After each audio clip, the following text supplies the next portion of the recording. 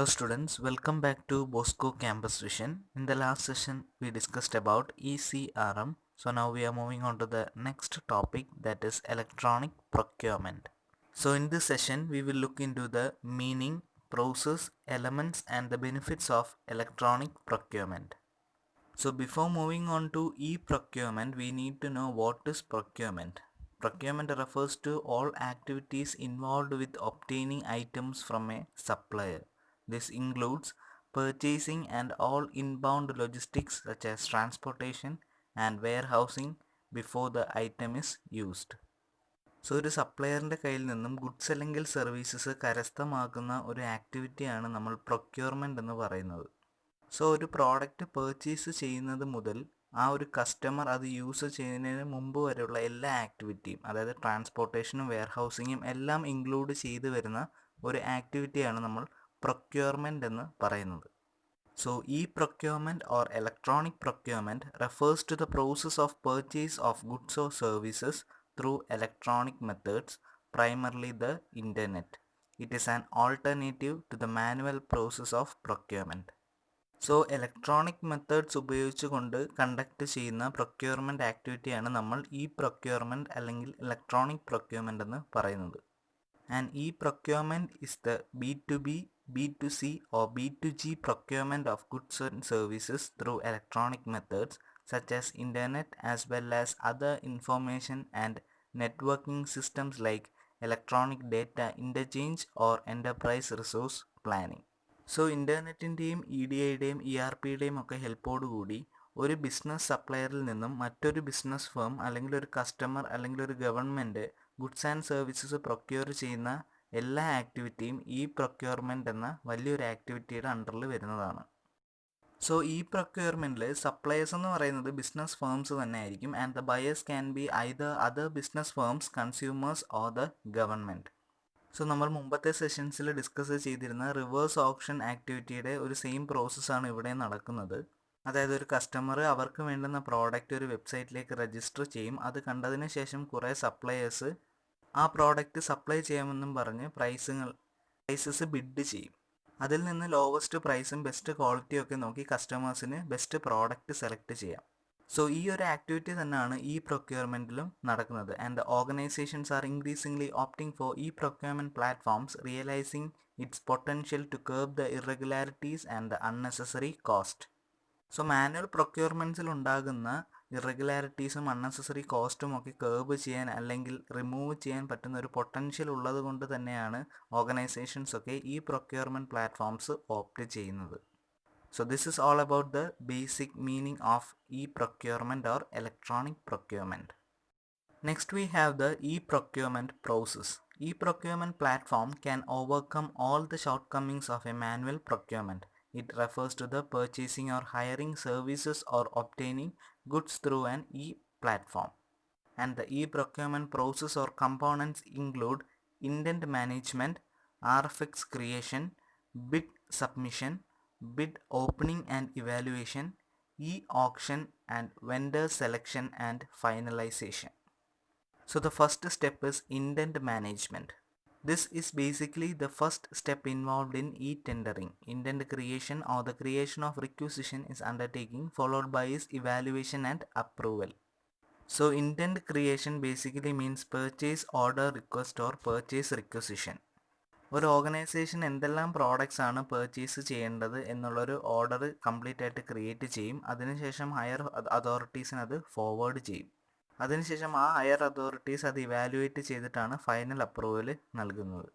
Next is RFX creation. It is an umbrella term for all terms like request for proposal, request for information, request for bids and request for quotes. RFX is then published and the prospective bidders are invited. So ഇത് buyer ആയിട്ടുള്ളൊരു company സപ്ലയേഴ്സിന് കൊടുക്കുന്ന കുറേ request ഫോമുകളാണ്. അതായത് പ്രൊപ്പോസലിന് വേണ്ടിയുള്ള request, information, product information വേണ്ടിയുള്ള request, bids തരാനായിട്ടുള്ള request, അതുപോലെ തന്നെ price coat ചെയ്യാനായിട്ടുള്ള റിക്വസ്റ്റ്. സോ ഈ റിക്വസ്റ്റുകളുടെ എല്ലാം ഒരു അംബ്രല്ല ഫോമിനെയാണ് നമ്മൾ RFX എന്ന് പറയുന്നത്. സോ ഈ RFX പബ്ലിഷ് ചെയ്യുന്ന വഴി നമ്മൾ ബിഡേഴ്സിനെ അല്ലെങ്കിൽ സപ്ലയേഴ്സിനെ ഈ പ്രൊക്യൂർമെൻറ്റ് ആക്ടിവിറ്റിയിലേക്ക് ഇൻവൈറ്റ് ചെയ്യുകയാണ്. And the next step is bid submission. The interested bidders then register themselves on the E Procurement portal and submit their bids, which would give detailed account of their technical as well as the commercial qualification. So ഈ request ലഭിച്ചതിന് ശേഷം bidders ഈ procurement portal അല്ലെങ്കിൽ വെബ്സൈറ്റിലേക്ക് register ചെയ്യും. Register ചെയ്തതിന് ശേഷം അവരുടെ ബിഡ്സ് ഓരോന്നായിട്ട് സബ്മിറ്റ് ചെയ്യും. ബിഡ്സ് എന്ന് ഇവിടെ പറയുന്നത് അവർ തരുന്ന പ്രോഡക്റ്റിൻ്റെ ഇൻഫർമേഷൻസും പ്രൈസും അതർ ഡീറ്റെയിൽസും ഒക്കെയാണ്. And the next step is bid opening and evaluation. Once the bids are submitted, they are evaluated and the vendors are scrutinized. Thereafter, the shortlisted vendors are invited for e-auction. So ഓരോ ബിഡ്സും submit ചെയ്തതിന് ശേഷം എല്ലാ ബിഡ്സും ഒന്ന് evaluate ചെയ്യുകയും അതുപോലെ തന്നെ വെൻഡേഴ്സിനെ ഒന്ന് scrutinise ചെയ്യും. അതിനുശേഷം ആ കമ്പനിക്ക് അല്ലെങ്കിൽ ബയറിന് സാറ്റിസ്ഫൈഡ് ആയിട്ടുള്ള വെൻഡേഴ്സിനെ ഷോർട്ട് ലിസ്റ്റ് ചെയ്യും. And then the shortlisted vendors are invited for the process of e-auction. And the next step is e-auction. The e-auction is then carried out for procuring the goods or services under consideration. E-auction too can be of several types depending on the specific requirements. So ബയേഴ്സിന് satisfied ആയിട്ടുള്ള ഈ വെൻഡേഴ്സിനെ sort out ചെയ്തതിന് ശേഷമാണ് ഈ option എന്ന് പറഞ്ഞ activity conduct ചെയ്യുന്നത്. So in this ഈ option activity mainly the price fixation is done. Those vendors who can sell the best quality product at the lowest price will be selected. And the e-auctions are of several types such as the English auction, Dutch auctions and the Vikraya auctions, and that selection will be on the basis of specific requirements. And the final step is vendor selection and finalization. After the e-auction, according to the requirement, one or more vendors are finalized and the purchase order is issued. This step concludes the procurement process. So ഈ ഓപ്ഷനിൽ നമുക്ക് കുറഞ്ഞ പ്രൈസിൽ best product cell ചെയ്യാവുന്ന ഒരു വെൻഡറിനെ select ചെയ്യും. അതിനുശേഷം അവർക്ക് പർച്ചേസ് ഓർഡർ ഇഷ്യൂ ചെയ്യും. ദെൻ അവർ ഫോം ചെയ്തേക്കുന്ന ടേംസിൻ്റെ എഗ്രിമെൻറ്റിൻ്റെ ബേസിസിൽ അവിടെ ട്രാൻസാക്ഷൻസ് നടക്കും. So this step concludes the procurement process. So these are the 6 main steps that is involved in an E procurement process. Next we have the elements of an e-procurement process. The various elements include e-tendering, e-reverse auctioning, e-informing, e-sourcing and the ERP software. So ഈ എല്ലാ എലമെൻറ്റ്സും ചേർന്നിട്ടുള്ള ഒരു total formation ആണ് ഈ procurement എന്ന് പറയുന്നത്. ഈ പ്രൊക്യൂർമെൻറ്റിൽ ഈ ടെൻഡറിങ് നടക്കുന്നുണ്ട്, ഈ റിവേഴ്സ് ഓപ്ഷനിങ് നടക്കുന്നുണ്ട്, ഈ ഇൻഫോമിംഗ് ഉണ്ട്, അതായത് gathering and distributing the purchasing information to the other parties. ഈ സോഴ്സിങ് ഉണ്ട്, അതായത് identifying the best supplier for a specific category of purchasing requirements. And the last one ERP software. Purchase orders ഒക്കെ place ചെയ്യുന്നതും purchase requisitions ഒക്കെ approve ചെയ്യുന്നതും ഈ ഒരു ERP software വഴിയായിരിക്കും. So all these are the important elements included in the e-procurement process.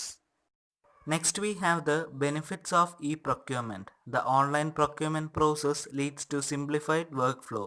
It also makes the process equally accessible for everyone. The benefits of e-procurement include: e-procurement leads to considerable reduction in the time involved in the procurement process.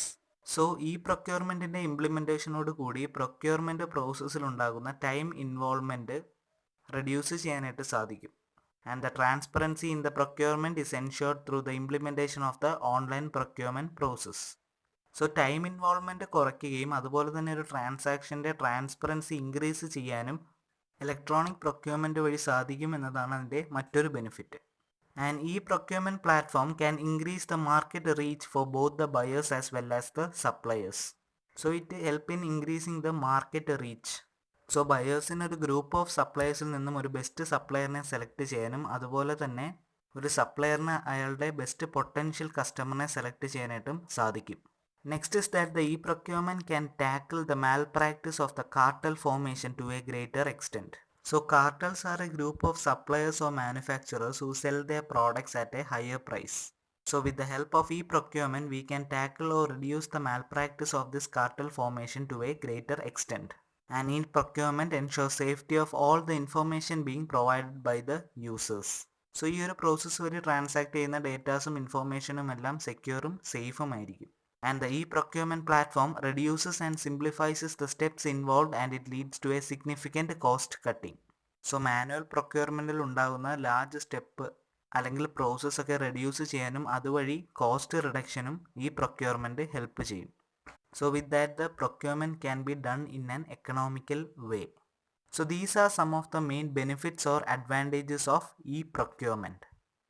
So in this session, we discussed about the meaning, process, elements and the benefits of e-procurement or electronic procurement. Hope all are clear with the topic. Thank you.